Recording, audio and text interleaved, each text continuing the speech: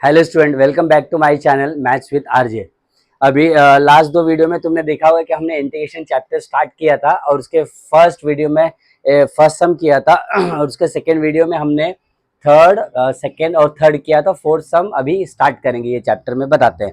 मतलब ये वीडियो में फोर्थ सम और फिफ्थ वाला सम स्टार्ट करूंगा और आगे की जो सम है फर्स्ट एक्सरसाइज 5.1 के, वो नेक्स्ट वाले एक्सरसाइज में स्टार्ट करेंगे हम लोग।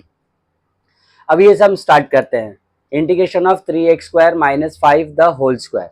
इसके पहले हमने एक फॉर्मूला सीखा था कि फॉर्मूला था ax plus B the whole raise to n। तो बोलो इसका इंटीग्रेशन क्या होता था। इसका इंटीग्रेशन तुम लोग लेते थे ax plus B the whole raise to n plus 1। जो पावर में जो पावर जो था n, उसको 1 से इंक्रीज कर देते थे। जो पावर इंक्रीज कर दिया 1 से तो n प्लस 1 हो गया।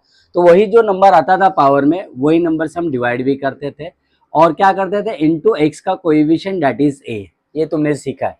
तो मैंने ये वाला जो फॉर्मूला है, ये वाले इंटीग्रेशन में यूज नहीं होगा। फिर तुम बोलोगे सर यूज नहीं होता, तो फिर काहे बता रहे हो। इसलिए बता रहे हैं क्योंकि जनरली बच्चे मिस्टेक यही करते हैं। तो इस तरह का फॉर्मूला आता है तो बच्चे यही लिख देते हैं कि 3x² minus 5 as per the formula, इसका पावर हो जाएगा 3 डिवाइडेड बाय 3 और फिर बाद में बोलते हैं कि x का कोएफिशिएंट क्या है। देखो यहीं पर सब गोलमाल है। यहाँ पर चाहिए x का कोएफिशिएंट, यहाँ पर x है ही नहीं। यहाँ पर x² है, यहाँ पर x नहीं है, इसलिए यहाँ पर ये वाला फॉर्मूला अप्लाई नहीं करेंगे।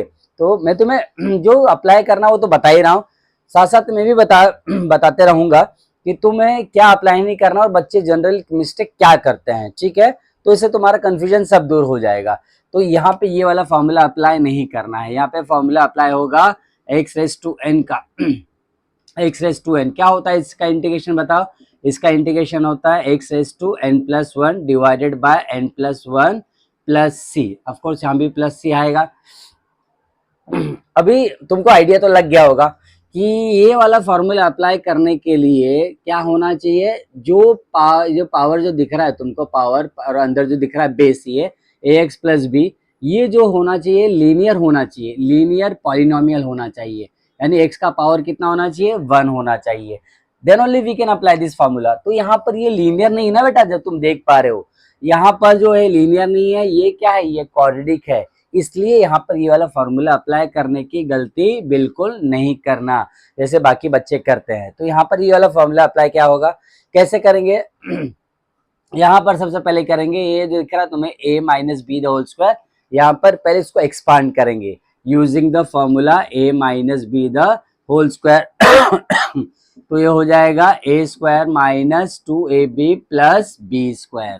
तो ये फॉर्मूला यहाँ पर अप्लाई करेंगे, पहले एक्सपांड करेंगे तो 3 टर्म मिलेगा अपने को, 3 टर्म मिलेगा और तीनों टर्म का इंटीग्रेशन निकालेंगे हम लोग यूजिंग दिस फॉर्मूला। मैं तुम्हें करके बताता हूँ, फिर आइडिया लग जाए तुम्हें कि क्या करना है। तो यहाँ पर इंस्टेड ऑफ, जैसे मैंने बोला कि ये वाला फॉर्मूला अप्लाई करना है, यहाँ पर a, यहाँ पर a क्या है 3x² और b के प्लेस के ऊपर क्या लिखेंगे 5। तो formula as per the formula a² मतलब क्या हो जाएगा 3x² the whole square minus 2ab, minus 2 into a into B का मतलब क्या होता है 2 into product of this two term 3x² into 5। तो ये हो जाएगा 3x² इंटू 5। तो आंसर क्या हो जाएगा 3 5 जा 15, 15 2 जा 30। तो ये हो जाएगा माइनस 30x²। तो ये रफ में तुम्हें सॉल्व करके डायरेक्टली आंसर यहाँ पे लिखना है इसका। तो ये इसका आंसर जाएगा 30x² प्लस b²। तो यहाँ पर b क्या है, b इज 5, तो 5 का स्क्वायर कितना होता है 25, हमें पता ही है। और dx बाहर में लिखना है, बाहर लिखना है कि ये ब्रैकेट डाल के dx, मतलब तीनों का इंटीग्रेशन निकालना है अपने को। So that is integration of, ये क्या हो जाएगा बताओ, दोनों का स्क्वायर हो जाएगा, 3 का भी स्क्वायर हो जाएगा, 3 का स्क्वायर हो जाएगा 9 और x² का भी स्क्वायर, तो क्या हो जाएगा बताओ। तो ये पावर और पावर मल्टीप्लाई करते हैं ना ये वाला मेथड से, a raise to m the whole raise to n। जब पावर और पावर इस तरह का हो जाएगा तो हम लोग लॉ ऑफ इंडाइसिस यूज करेंगे, जैसे स्कूल में सीखा होगा तुमने कि यहाँ पर a raise to m into n है, तो ये पावर और पावर मल्टीप्लाई कर जाते हैं, तो आंसर आता है a रेज टू mn। तो सिमिलरली यहाँ पर क्या हो जाएगा x² द होल स्क्वायर, तो ये हो जाएगा 2 इंटू 2 4, तो 9x raise to 4 minus 30x² plus 25 bracket डाल दो dx। अभी हम इंटीग्रेशन लेंगे, यहाँ पर जैसे मैंने तुम्हें बताया था, जब तुम एक्सपांड करोगे ये वाला फॉर्मूले से 3 टर्म मिलेंगे, हमको मिल गए तीनों टर्म। अभी तीनों टर्म का तुम्हें इंटीग्रेशन निकालना है एक एक करके, you are using this formula. इसका इंटीग्रेशन निकालेंगे, इसका निकालेंगे, इसका निकालेंगे। जब हम लोग इसका इंटीग्रेशन निकालेंगे, लास्ट वीडियो तो देखा ही होगा तुमने कि कभी भी जैसे मैंने तुम्हें बताया था कि कभी भी कोएफिशिएंट का इंटीग्रेशन नहीं निकाला जाता है। तो यहाँ पर जब इसका इंटीग्रेशन निकालेंगे, कोएफिशिएंट क्या है 9। कोएफिशिएंट तो समझता होगा ना, जो वेरिएबल के साथ में जो मल्टीप्लाई कर रहा होता है उसको हम लोग कोएफिशिएंट बोलते हैं। तो 9 का इंटीग्रेशन नहीं होगा, तो 9 इंटीग्रेशन के बाहर आ जाएगा। सिमिलरली 30 भी कोएफिशिएंट, इसका इंटीग्रेशन नहीं लिया जाएगा। और 25 का करेंगे, जब करेंगे तो बताऊंगा 25 का क्या होगा। तो ये हो जाएगा 9 integration of x⁴ dx minus 30 integration of x² dx plus integration of 25 dx। So integration become 9 as it is आएगा। तो x⁴ का इंटीग्रेशन कौन से मेथड से, ये वाला मेथड से करेंगे ना, x⁴n। तो मतलब क्या होता है, जो पावर में जो भी कुछ रहेगा उसको क्या करते हैं हम लोग 1 से ऐड कर देंगे, तो n+1। तो पावर में जो आएगा वही डिवाइड करेंगे, वही डिनोमिनेटर में आएगा। तो यहाँ पर क्या हो जाएगा बताओ, x⁴ + 1 5 डिवाइडेड बाय 5 और प्लस सी। तो कायदे से एक्चुअली में प्लस सी आना चाहिए, लेकिन तुम्हें पता होगा लास्ट वीडियो में भी बताया था, फिर एक और बार बता देता हूँ। जब तीनों का इंटीग्रेशन निकलेगा, इसके लिए c, इसके लिए इसका c1, इसका c2, इसका c3, तो हम c1 + c2 + c3 एक ही साथ तीनों का एक ही बार लिख देंगे लास्ट में। यहाँ पर इंटीग्रेशन, ये 25 का इंटीग्रेशन निकालने के बाद प्लस सी करके, ठीक है। तो -30। सिमिलरली यहाँ पर x² का, यहाँ पर सेम फॉर्मूला लगेगा, ये वाला फॉर्मूला लगेगा, जहाँ पर पावर 1 से ऐड हो जाएगा, पावर 1 से इंक्रीज हो जाएगा। तो ये हो जाएगा x⁴ 2 + 1 3 डिवाइडेड बाय 3 प्लस 25 का इंटीग्रेशन क्या होगा, 25 का इंटीग्रेशन एक्चुअली में कोई भी जैसे नंबर ये कांस्टेंट है, कांस्टेंट का इंटीग्रेशन मैंने बताया भी था लास्ट वीडियो में, एक बार और बता देता हूँ कि जैसे 25 है, कोई भी नंबर है, वो नंबर का इंटीग्रेशन निकालना है तो आंसर आएगा इसका 25x। कैसे, क्योंकि 25 बाहर चला जाएगा।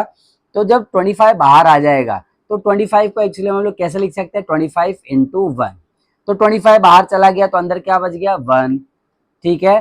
तो 25 एज इट इज, और x का सॉरी x बोल रहा हूँ, 1 का इंटीग्रेशन क्या आएगा, x डेरिवेटिव है ना, एंटी डेरिवेटिव जैसे मैंने बताया था। ये जो इंटीग्रेशन एंटी डेरिवेटिव बोलते हैं, तो हमने एंटी डेरिवेटिव में क्या सीखा था, ddx ऑफ x क्या होता है 1। उसी तरह इंटीग्रेशन ऑफ 1 क्या हो जाएगा x। तो इंटीग्रेशन ऑफ 1 इज x। सो ये मिल जाएगा तुमको 25x और प्लस c लिख देंगे, ठीक है। और अभी देखो कुछ कट हो रहा है, यहाँ पे हो रहा है 3 1 जा 3 10 जा।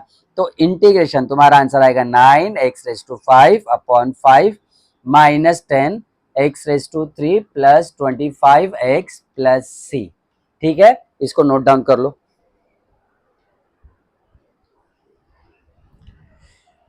अच्छा, अभी लास्ट वाला कॉपी कर लिया होगा, समझ लिया होगा। अभी क्वेश्चन नंबर 5 करते हैं। अच्छा, क्वेश्चन नंबर 5 से पहले है ना थोड़ा सा बेसिक बता देता हूँ फॉर्मूला का। जैसे तुमने सीखा होगा कि ddx ऑफ log x होता है 1/x होता है। उसी तरीके से जैसे चैप्टर का नाम क्या है, integration, which is also known by the name anti derivative. So therefore integration of 1/x क्या हो जाएगा, log x प्लस c। एक तो ये फॉर्मूला अप्लाई करेंगे यहाँ पे। सिमिलरली दूसरा, सपोज इफ यू है 1/ax प्लस b, so this can be written as log of ax plus b divided by x का कोएफिशिएंट a प्लस c, यहाँ पर भी log of mod of x, ठीक है। हमेशा जब log निकालते हैं तो ये जो वैल्यू होता है x का हमेशा पॉजिटिव लिया जाता है, इसलिए इसको हम लोग ऐसा ब्रैकेट में डालते हैं। इसको बोलते हैं एब्सोल्यूट ब्रैकेट या मोड भी बोलते हैं इसको, ठीक है। और जैसे मैंने तुम्हें बताया भी था लास्ट वीडियो में, कभी भी हम लोग इंटीग्रेशन लेते हैं तो x का जो कोएफिशिएंट होता है उसी से डिवाइड करते हैं। अभी जरा इसको फॉर्मूला को पहले समझ लेते हैं, फिर इसके बाद यहाँ पर ये वाले सम में आते हैं। अभी जरा देखो इसमें कि 1/x is log of a plus x। ये जो दिख रहा है तुमको डिनोमिनेटर में दोनों जो एक्सप्रेशन है वो लीनियर है। क्या है? लीनियर है। बस फिर दोनों लीनियर पॉलिनोमियल है, ये इसमें भी और ये वाला भी। बस डिफरेंस क्या है इसमें? इसमें डिफरेंस है, ये मोनोमियल है मतलब एक ही टर्म है, और ये क्या है? बाइनोमियल है तो दो टर्म है। तो जब 1 अपॉन लीनियर होगा तो ये वाला फॉर्मूला अप्लाई करने का, 1 अपॉन एक्स आया तो क्या लिखेंगे? Log of X. ठीक है। और जब 1 upon integration of 1 upon ax plus B आया तो उसको लिखेंगे log of ax plus B divided by X, sorry a, which is the coefficient of x, यानी x का जो कोएफिशिएंट रहेगा कुछ भी नंबर वो डाल देने का यहाँ पे। चलो एग्जांपल भी बता देता हूं मैं। जैसे example suppose if mode of 5x plus 2, तो डिनोमिनेटर में ये दिख रहा है, डिनोमिनेटर में बाइनोमियल है और वो भी क्या है? लीनियर बाइनोमियल है, लीनियर पॉलिनोमियल है।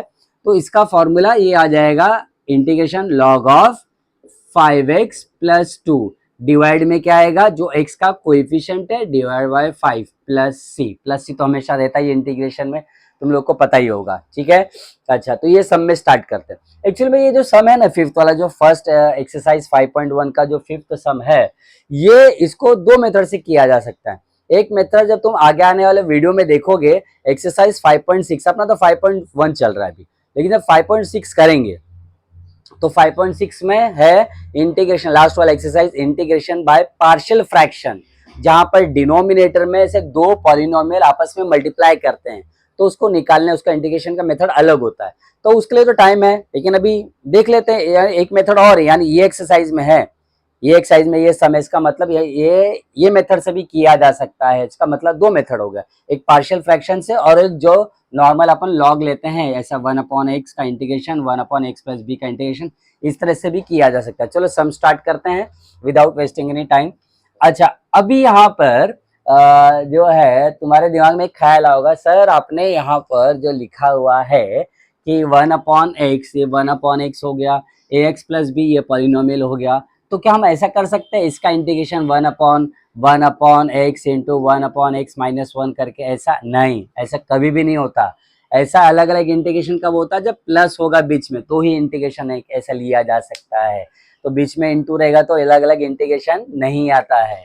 ठीक है, एक बात इस बात का ध्यान में रखना। तो बच्चे अक्सर ये मिस्टेक करते हैं, इसलिए मैं जो मिस्टेक बच्चे जनरली करते हैं वो भी डिस्कस बीच में करता रहूंगा। तो यहाँ पर क्या करना है कि इसमें ऊपर +1 है, क्या है? ऊपर +1 है, जैसे अपने को मालूम है। तो हम क्या करेंगे इसमें, ये दो टर्म को, एक टर्म को ऐड कर देंगे, वही टर्म को सब्ट्रैक्ट कर देंगे, यानी x माइनस एक्स। तुम बोलोगे सर ऐसा क्यों?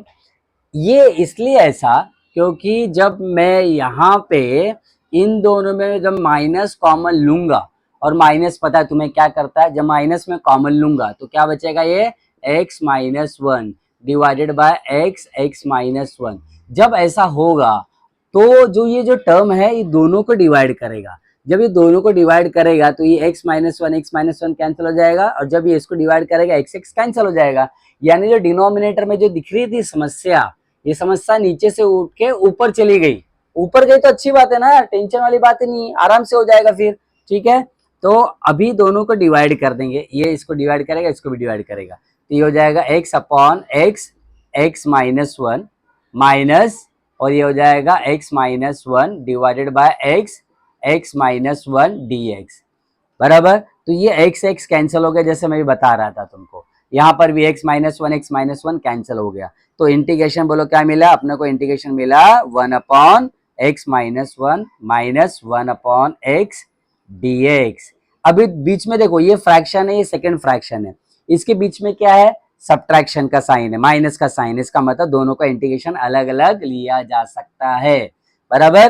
तो दोनों का इंटीग्रेशन लेते हैं हम लोग। So integration 1 upon x minus 1 dx minus इसका integration minus 1 upon x dx, इसका इंटीग्रेशन।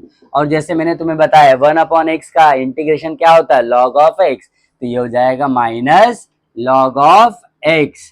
और व्हाट अबाउट दिस? ये भी तो बाइनोमियल है, लीनियर बाइनोमियल है, यानी बाइनोमियल में लीनियर पॉलिनोमियल है। तो ये वाला फॉर्मूला अप्लाई कर सकते हैं, क्योंकि 1 अपॉन ax प्लस b के बदले यहाँ पर क्या है? 1 अपॉन x माइनस 1 है। तो ये हो जाएगा log of ax plus B के बदले क्या आएगा, log ऑफ x माइनस 1। अच्छा, जैसे मैंने डिवाइड में यहाँ पर बताया था कि डिवाइड में क्या आ गया, अपॉन ए क्यों आया, क्योंकि x का कोएफिशिएंट, क्या यहाँ पर ऐसा पॉसिबल है, नहीं, क्योंकि यहाँ पर x का कोएफिशिएंट तो 1 है, तो डिवाइड बाय 1 लिखते थोड़ी है हम लोग, नहीं, ये तुम्हारा आंसर है। अच्छा तो प्लस सी जैसे कि लिखा जाता है। इसको क्या फर्दर सॉल्व कर सकते हैं, यस, एक तुमने सीखा होगा 11th स्टैंडर्ड में लॉग का rule, log of m minus log of n, यानी लॉग ऑफ दो नंबर, तो इसका भी ऐसा होता है log of m minus log of n, तो इसको लिखा जा सकता है log of m upon n। ये कोई इंटीग्रेशन डेरिवेटिव का रूल नहीं है, लॉ ऑफ लॉगरिथम, लॉग का रूल है, ठीक है। तो ये याद रखना तुम, log of m minus log of n मतलब log of m upon n, यानी जो लॉग के साथ में जो नंबर है वो डिवाइड में चले जाएंगे। तो यहाँ पर क्या हो जाएगा, log ऑफ x माइनस 1, ये नंबर और ये नंबर डिवाइड में लिखेंगे, मतलब न्यूमरेटर डिनोमिनेटर फ्रैक्शन में x प्लस सी, ठीक है। आई होप कि तुमको समझ में आया होगा, इसको अच्छी तरह से कॉपी कर लो।